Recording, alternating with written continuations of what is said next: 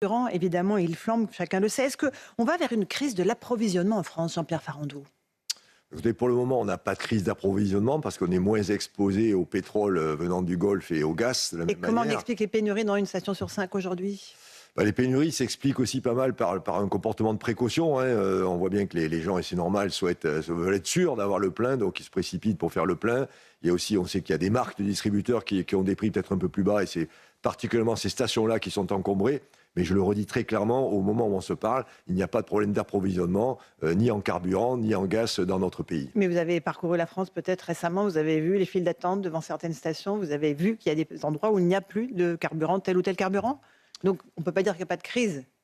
Non, mais ce qu'on voit, c'est le comportement des gens. Vous savez, dès qu'il y a l'idée peut-être qu'il y aurait un problème, les gens se précipitent. C'est pareil avec les bouteilles d'eau dans les supermarchés.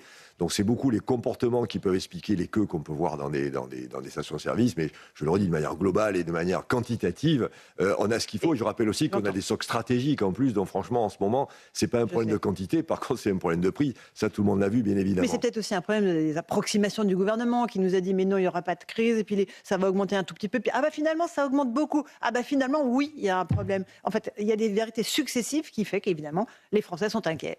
Non, mais la crise, elle est suivie tous les jours. Vous savez, il y a une cellule de crise qui est au ministère de l'économie. Le ministère du Travail en fait partie aussi pour voir les conséquences sur l'emploi des entreprises. Donc, c'est pas au jour le jour. On voit bien que les déclarations ou les actes posés par le président Trump ou par d'autres acteurs changent la situation quasiment de manière quotidienne. Donc, il n'est pas anormal que le gouvernement s'adapte. On ne connaît pas la durée, on ne connaît pas